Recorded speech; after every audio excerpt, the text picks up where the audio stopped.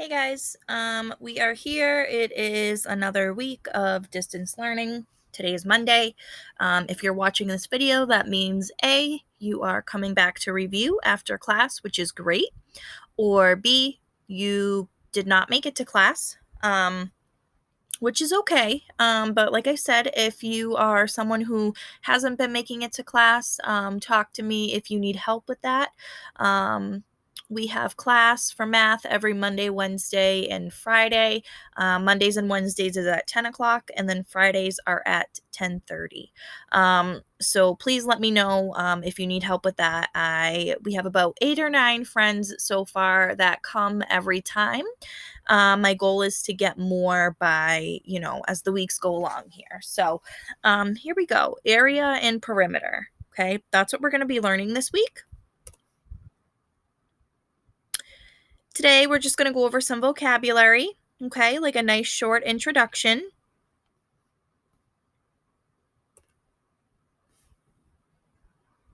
Okay, so some vocabulary for today's lesson. When we're talking about area and perimeter, we're going to be looking at a ton of different shapes, and these shapes are called quadrilaterals. Okay, that's a big word, quadrilateral. Some of you, I hope, have heard it before. You did learn about this last year a little bit, so I hope some of these look familiar to you. Okay, there's many different types of quadrilaterals, like parallelograms, whose opposite sides are parallel. And parallel means they keep going, and they never touch. The lines never touch. Okay, the rhombus, more it looks like a diamond, but it's not. It's called a rhombus. Again, the opposite sides are parallel. They keep going, and they never touch. And then all sides are the same. Rectangles, opposite sides are the same and parallel. Okay, and each angle has a right angle inside. Square, all sides are the same, each angle is right, and opposite sides are parallel as well. Parallel, again, means they are the same length and they never touch. They're going the same direction. You have a kite. Okay, so this looks like a kite shape. You can fly it in the sky. Exactly 2 pairs of consecutive sides are equal. So, like, these top sides would be the same, and then these bottom sides would be the same. That's what that means. And then for a trapezoid, only 1 pair of opposite sides are parallel. So it's this top line and this bottom line that would be parallel. Okay, let's watch this number rock video quick. Oh, it's gonna go.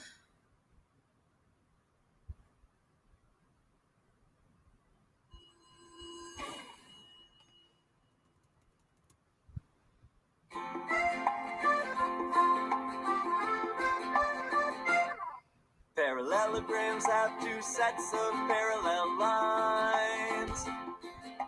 Trapezoids only have 1 set at a time. A rectangle has 4 right angles. A rhombus has 4 sides that are equal. Squares have 4 equal sides and 4 right angles. Quadrilaterals have 4 sides and 4 angles. Parallelograms, rhombuses, trapezoids, squares, and rectangles. And if you add the angles inside each of these, there will be 360 degrees. Parallelograms have 2 sets of parallel lines. Trapezoids only have 1 set at a time. A rectangle has 4 right angles. A rhombus has 4 sides that are equal. Squares have 4 equal sides and 4 right angles. Quadrilaterals have 4 sides and 4 angles. Parallelograms, rhombuses, trapezoids, squares, and rectangles. And if you add the angles inside each of these, there will be 360 degrees. All right, so that was a little bit of an introduction on some of the shapes we're going to be talking about. So let's get into perimeter and area. All right, so we have, let me just present.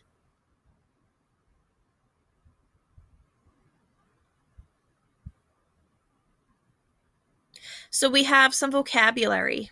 Okay, the first vocabulary word is called a unit. Okay, and the unit is just like this little square. When we have one of something, one small square like this, it is called 1 unit. Okay, it's a fixed standard amount of measurement. Pretty much just if I have 1 unit, one little square, we call that a unit.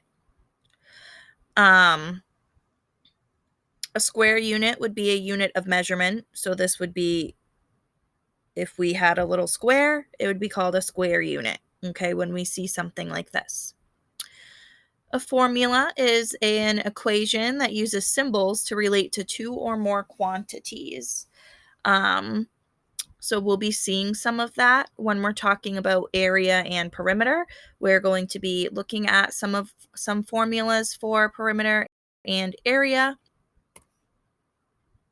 Area, we're going to be learning, and then perimeter, we're going to be learning.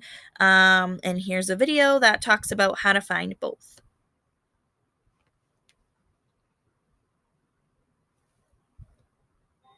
It's the year 2060 and you're colonizing Mars. You're about to buy a dog and you want to make sure he has enough space to run around.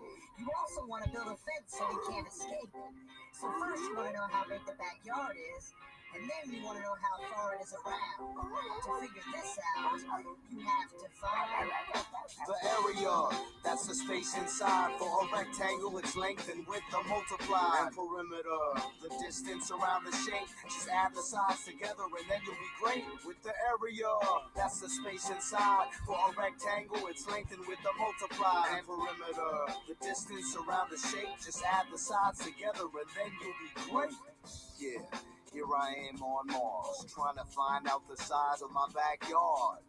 Well, it's a rectangle, right? So what if we cut it into squares of the same size that are 1 unit long by 1 unit wide? These are called square units. Add them all up, surprise! You got 72 square units, or feet, cause that's the unit we're using.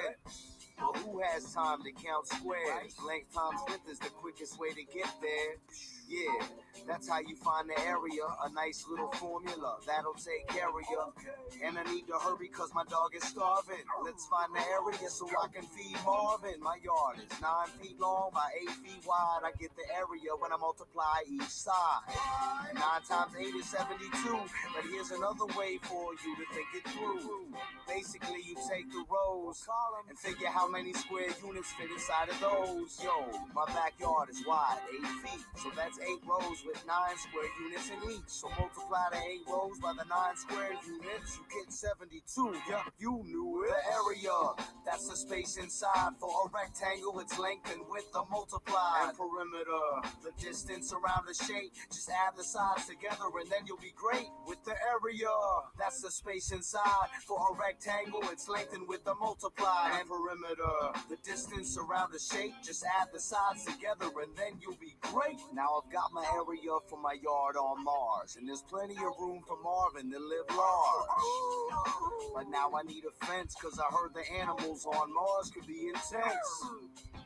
So I'll need a perimeter, the distance around my whole yard. How do you get it? Yeah, just add up the length of the sides. 9 plus 8 plus 8 plus 9 is a perimeter of 34 feet. And oh yeah, that's regular units and not units squared. So let's take a look from another angle. To get the perimeter of a square or rectangle, you add 2 widths plus 2 lengths. Here's a formula, don't forget to say thanks. 2 times length plus 2 times width to get a square or rectangle's perimeter quick. So let's try it with my Martian backyard. Come on, get ready, y'all. It's not that hard. 2 times the length of 9 is 18. And 2 times the width of 8 is 16. And 16 plus 18 is 34. Now, if I can stop Marvin from making a dirty floor. Come on, Marvin. Seriously. All right. So that talked a little bit about area and perimeter. So like the video said, area is we're trying to find everything inside, like the whole thing. You see this whole thing is shaded in here. Well, when we find the area, we're trying to find it all. And how we do that is we multiply whatever this length is by whatever this length is. We multiply this side by this side. And then the perimeter is we're looking at what's the whole thing around. So we're looking at the space around it. We're not looking at the inside. We're looking at what's around it. And how we do that is we add.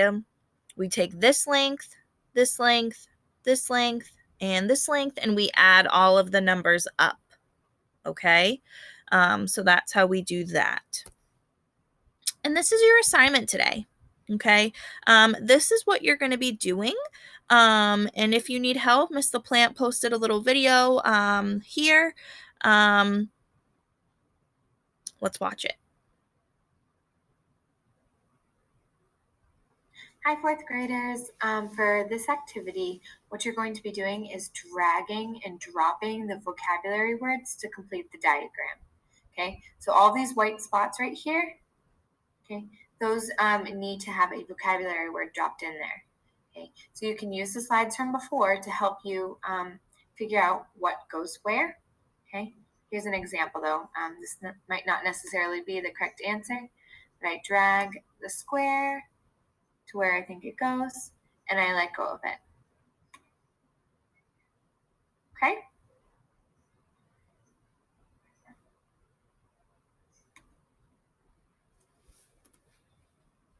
All right, so that was Miss LaPlante's video on what to do.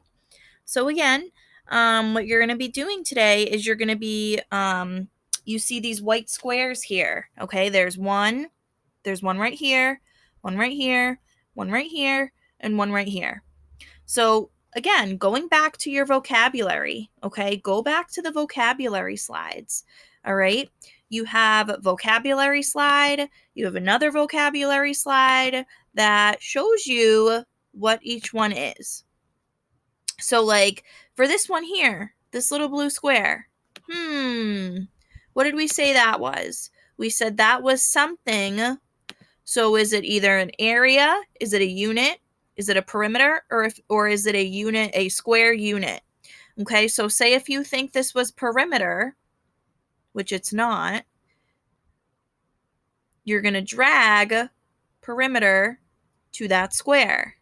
Okay, and you're going to keep going. You can only use each one once, okay?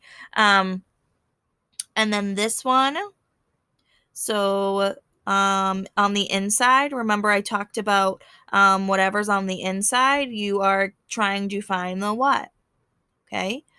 And then for this one, and then you have two left, okay? This one is pointing to the square in the box, and then this arrow is pointing around the whole thing. So for this one, you're looking at the whole thing. All right. So good luck with that. Again, 1, 2, 3, 4. Think about what this one is. Think about what that one is, what that one is, and what that one is. Okay. All right. Good luck, and let me know if you need help with this. All right. If you want to draw it out, I will post a picture on what that looks like too, if you want to draw it out. But this will be easier for you to do versus drawing. Okay. All right. Talk to you guys later. Bye.